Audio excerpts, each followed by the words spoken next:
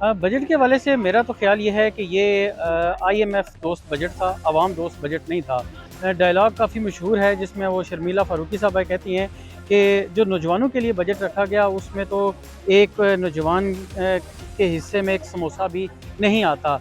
अवाम तो बेचारे 200 यूनिट भी जलाते हुए बिजली के डरते हैं। गैस वो हमारे घरों में नहीं आती, चूल्हा नहीं जलता।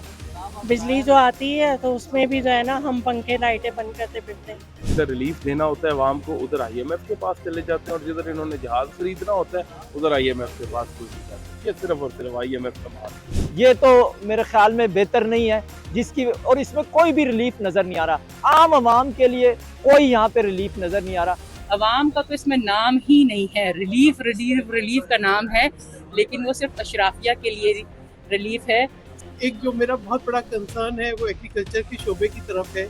जो हम देख रहे हैं कि 2022 के बाद से जो पॉलिसीज आई हैं हुकूमत की, जिस तरीके से जो है गंदम की कीमत को जो है कम किया गया और उसके बाद जो है कोई इस तरह की सपोर्ट नहीं है फार्मर्स को। इनपुट्स की कॉस्ट बढ़ रही है, फर्टिलाइज़र की कॉस्ट बढ़ रही है, तो इस वक्त जो है एग्रीकल्चर जो है वो अनसस्टेनेबल हो गया है। माली साल 2026-2027 का बजट पेश कर दिया गया है। हुकूमत इसको अवाम दोस्त बजट करार दे रही है। तहम क्या तनख्वाहदार तबका और अवाम को इससे कोई रिलीफ हासिल हो रहा है? इस हवाले से अवाम की क्या राय है और अरकान पार्लियामेंट इस बजट को किस नज़र से देखते हैं, आइए जानते हैं इस वीडियो में। बजट के हवाले से मेरा तो ख़्याल ये है कि ये आईएमएफ दोस्त बजट था, अवाम दोस्त बजट नहीं था। देखा जाए तो इस वक्त पाकिस्तान में जहाँ पर तालीम, सेहत और दीगर जो है वो मसाइल हैं, इसके साथ साथ गुर्बत, महंगाई और बेरोज़गारी बढ़ती जा रही है। तो जैसे अभी एक जो है वो डायलॉग काफ़ी मशहूर है जिसमें वो शर्मिला फ़ारूकी साहबा कहती हैं कि जो नौजवानों के लिए बजट रखा गया उसमें तो एक नौजवान के हिस्से में एक समोसा भी नहीं आता।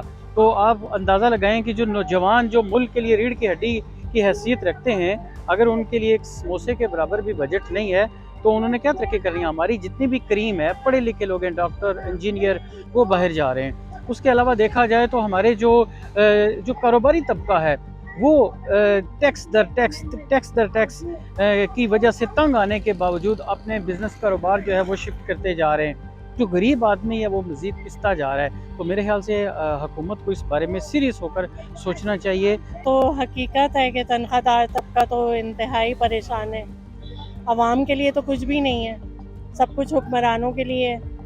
एक आईएमएफ मुझे नहीं समझ आता कि सारी सख्तियाँ अवाम के लिए हैं, सारी टैक्सेस अवाम के लिए हैं, हुक्मरानों के लिए कुछ भी नहीं है। अवाम तो बेचारे 200 यूनिट भी जलाते हुए बिजली के डरते हैं। गैस वो हमारे घरों में नहीं आती, चूल्हा नहीं जलता।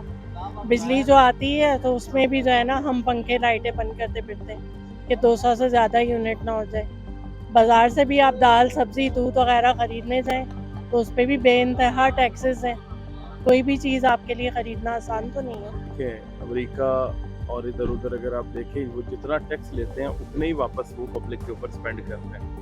यहाँ अगर टैक्स का आप टोटल लगाएं तो तकरीबन 24,000 अरब टोटल टैक्स इन्होंने कलेक्ट करना है सूबों ने और वफाक ने मिला के। और जो पब्लिक के ऊपर स्पेंडिंग है वो सिर्फ 2022 अरब की है सूबों के और वफाक की मिला लें। बाकी 90%, 95% तो कर्जों के अंदर, तनख्वाहों के अंदर, इनकी अपने आने जाने के टीए डीए के सहूलियात के अंदर अवाम के ऊपर अगर आप 5% टैक्स का कलेक्ट किया हुआ पैसा लगाएंगे तो अवाम आपको किधर से टैक्स देगी और आपका मुल्क कैसे तरक्की करेगा। अवाम दोस्त मुझे बताए ना, कौन सी अवाम के हक की कोई चीज़ है? कोई चीनी के ऊपर बात है, कोई दाल के ऊपर है, कोई बिजली का बिल सस्ता किया है, कोई गैस का बिल सस्ता किया है, कोई इसके ऊपर पेट्रोलियम डेवलपमेंट लेवी के ऊपर कोई कैप किया है उन्होंने जी 40 रुपए से ऊपर नहीं लगा सकते। कोई एक चीज़ तो बताएं ना कि अवाम के फ़ायदे की इसके अंदर क्या है। जिधर रिलीफ देना होता है अवाम को उधर आईएमएफ के पास चले जाते हैं और जिधर इन्होंने जहाज खरीदना होता है उधर आईएमएफ के पास कोई नहीं जाता। ये सिर्फ और सिर्फ आईएमएफ का माल। तो साल 2026 और 27 का ये सालाना बजट पेश किया गया। अगर सपोज अगर मैं 50,000 रुपये या एक आम इंसान 50,000 रुपया सैलरी लेता है, तनख्वाहदार है, तो उसका मेरे ख्याल में अब जीना ही मुहाल हो गया। क्योंकि जो अभी जो महंगाई की सूरत हाल चल रही है, पेट्रोल का रेट आपके सामने है, जो अगर एक बंदा 50,000 रुपया पर मंथ माहाना कमा रहा है तो उसके घर का खर्च कैसे चलेगा? वो किराया पूरा करेगा या घर का राशन पूरे करेगा, बच्चों की फीस पूरी करेगा या दीगर जो उसके मामलात है हेल्थ के हो गए या कोई मेहमान आया, तो मेरे ख्याल में मैं ये समझता हूँ कि ये जो अभी 2026-27 का जो बजट पेश किया गया, ये तो मेरे ख्याल में बेहतर नहीं है, जिसकी और इसमें कोई भी रिलीफ नज़र नहीं आ रहा। आम आवाम के लिए कोई यहाँ पे रिलीफ नज़र नहीं आ रहा। मेरे ख्याल में जो हुकूमत है इस पर दोबारा गौर करना चाहिए, ताकि आम इंसान जो है, जो तनख्वाहदार इंसान है, वो सुख का सांस ले सके। पहले ही इंसान जो है, एक आम इंसान जो है, वो इतनी मुश्किलात को फेस कर रहा था महंगाई की वजह से, तो अभी जो बजट आया इसमें तो मजीद मुश्किलात बढ़ रही है। हुकूमत दोस्त बजट तो ज़रूर होगा, अवाम दोस्त बजट तो बिल्कुल नहीं है। लेकिन जब तक अवाम को रिलीफ ना मिले, अब ये कहना कि 7% जो है तनख्वाहों में इजाफा, क्या हुकूमत ने इस बात का जायज़ा लिया है ये तय करते हुए कि जो इन्फ्लेशन है उसका तनासुब क्या है, एक आम आदमी का सर्वाइवल कैसे है। सबसे बड़ा अलमिया हमारा डिस्पैरिटी इन सैलरीज है, और फिर एक जो है ना एम्प्लॉयमेंट अपॉर्चुनिटीज़ कितनी है, हुकूमत कितने लोगों को जो है वो ऐसे ज़राए फराहम कर रही है कि वो रोज़गार के मौके तलाश कर सकें या रोज़गार हासिल कर सकें। फिर उसके साथ साथ एक जो मेरा बहुत बड़ा कंसर्न है वो एग्रीकल्चर के शोबे की तरफ है, जो हम देख रहे हैं कि 2022 के बाद से जो पॉलिसीज़ आई हैं हुकूमत की, जिस तरीके से जो है गंदम की कीमत को जो है कम किया गया, और उसके बाद जो है कोई इस तरह की सपोर्ट नहीं है फार्मर्स को, इनपुट्स की कॉस्ट बढ़ रही है, फर्टिलाइज़र की कॉस्ट बढ़ रही है, तो इस वक्त जो है एग्रीकल्चर जो है वो अनसस्टेनेबल हो गया है।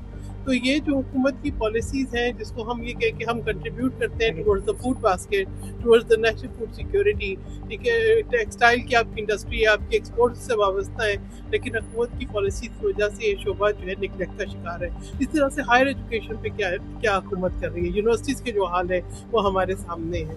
फिर इसी तरीके से ये जो इनडायरेक्ट टैक्सेस है, सबसे बड़ा एक इशू है नाअहली, नाकामी FBR की, मिनिस्ट्री ऑफ फाइनेंस की, कि आप जो रेवेन्यू के अहदाफ रखते हैं वो आप रेवेन्यू जनरेट नहीं कर सकते, और आवाम सफ़र करती है इनडायरेक्ट टैक्सेस का बोझ उठाती है। अभी क्या कह सकते हैं, आपने कल एक पीपल्स पार्टी का भी एक कहना तो नहीं चाहिए, सब आवाम की बात तो करेंगे कि हमने बड़े दिल पे पत्थर रखे, हमने ये फैसले जो है वो बड़े बड़े भारी भारी पत्थर रखे हैं, लेकिन आवाम का तो इसमें नाम ही नहीं है। रिलीफ का नाम है, लेकिन वो सिर्फ अशराफिया के लिए रिलीफ है। सरचार्ज जो है वो 10% से कम करके 9% कर दिया गया है, तो सरचार्ज जो है वो जिसकी तनख्वाह 1 करोड़ से ज़्यादा होती है उस पर लगता है। तो वो कौन लोग हैं जिनको जो है 1% की राय दी गई है, मतलब उनको राय देने का सोचा जा रहा है, लेकिन जो आपकी गरीब आवाम है उसको राय नहीं दी जा रही। हुकूमत का मानना है कि बजट अवाम दोस्त बजट है, जबकि तनख्वाहदार तबके और आम आवाम का कहना है कि मिलने वाला ये रिलीफ महंगाई के लिहाज से निहायत ही कम है। अब देखना यह है कि ये बजट आम आदमी की ज़िंदगी पर कितना असरअंदाज होता है।